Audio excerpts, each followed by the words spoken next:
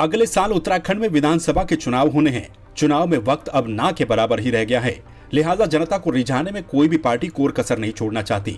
पिछले 2 सालों से उत्तराखंड में चारधाम देवस्थानम बोर्ड का मुद्दा छाया रहा।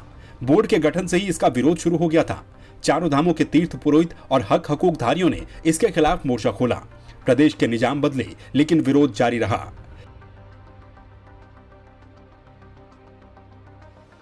प्रदेश में डैमेज कंट्रोल के लिए सत्ताधारी बीजेपी ने पहले तीरथ सिंह रावत और फिर युवा पुष्कर सिंह धामी पर दांव खेला। धामी के सीएम बनते ही सबसे बड़ा दबाव देवस्थानम बोर्ड को लेकर था, क्योंकि धामी ये कह चुके थे कि उनके पहले के मुख्यमंत्रियों के किए गए कामों को वो आगे बढ़ाएंगे। लेकिन विधानसभा चुनाव और बोर्ड के विरोध को देखते हुए देवस्थानम बोर्ड पर फैसला लेना उनकी मजबूरी भी बन गया। आश्वासन चलते रहे और पंडे पुरोहितों का विरोध भी जारी रहा। सीएम ने एक उच्च स्तरीय समिति का गठन किया। समिति ने अपनी रिपोर्ट सौंपी और आखिरकार देवस्थानम बोर्ड को भंग कर दिया गया। आने वाली 4 तारीख को देहरादून में पीएम नरेंद्र मोदी की रैली भी होनी है। इस रैली का विरोध करने का मन तीर्थ पुरोहित पहले ही बना चुके थे, लेकिन उससे ही पहले ये फैसला ले लिया गया। सरकार के द्वारा पहले बोर्ड का गठन और अब उसे वापस लेने पर विपक्ष से भी प्रतिक्रियाएं सामने आई हैं। विपक्ष का कहना है कि तीर्थ पुरोहितों के लंबे आंदोलन की जीत हुई और सरकार का घमंड टूटा। अपनी जमीन को खिसकता देख सरकार को मजबूरन ये फैसला लेना पड़ा।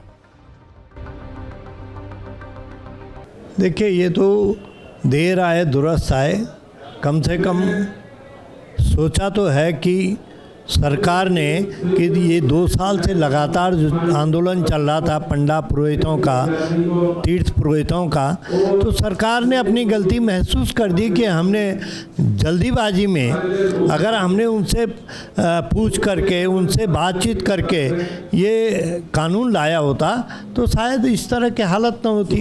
लेकिन ये दुर्भाग्य है कि 2 साल आपने उनके नौनिहालों के जीवन खराब कर दिया, उनकी पढ़ाई खराब कर दी, क्योंकि पंडा पुरोहितों का जीवन सीधा सीधा 4 धाम यात्रा पर निर्धारण है।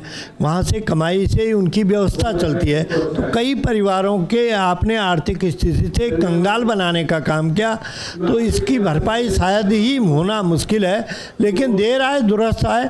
आखिरकार सभी तीर्थ पुरोहितों का संघर्ष काम आया और इस अहंकारी सरकार को ये देवस्थानम बोर्ड का जो बिल है वो वापस लेना पड़ा। इसके लिए सभी तीर्थ पुरोहितों को बहुत बहुत बधाई, क्योंकि पिछले लंबे समय से वो संघर्ष करते आ रहे थे और आम आदमी पार्टी उनके साथ कंधे से कंधा मिलाकर संघर्ष कर रही थी। मुझे लगता है कि ये जो बिल वापस लिया गया है ये केवल चुनावों को देखते हुए लिया गया है, क्योंकि पिछले काफ़ी लंबे समय से आम आदमी पार्टी और सभी तीर्थ पुरोहित संघर्ष में थे और इस बोर्ड के विरोध में तीर्थ पुरोहितों ने अपने खून से प्रधानमंत्री जी को, मुख्यमंत्री जी को, सबको लेटर लिखा, लेकिन इस अहंकारी सरकार ने कोई जवाब नहीं दिया। लेकिन जब आज चुनाव सर पर हैं और इन्हें दिख रहा है कि भारतीय जनता पार्टी को चुनावी नुकसान होगा, उसको देखते हुए इन्होंने ये देवस्थानम बोर्ड का जो बिल है वापस लिया है। मुझे लगता है कि पिछले जितना भी इन्होंने ये बोर्ड बनाया और बोर्ड की वजह से जितनी परेशानियां हुई, उसके लिए भारतीय जनता पार्टी सरकार को सबसे माफ़ी मांगनी चाहिए। बहरहाल उत्तराखंड सरकार ने चारों धामों के तीर्थ पुरोहितों और 51 मंदिरों के हक हकूकधारियों के विरोध के सामने घुटने टेक दिए हैं। लेकिन क्या सीएम धामी बीजेपी के लिए डैमेज कंट्रोल कर पाए? क्या अब इस फैसले के बाद तीर्थ पुरोहित सरकार से खुश हो जाएंगे? फिलहाल फैसले से तीर्थ पुरोहितों में खुशी का माहौल जरूर है।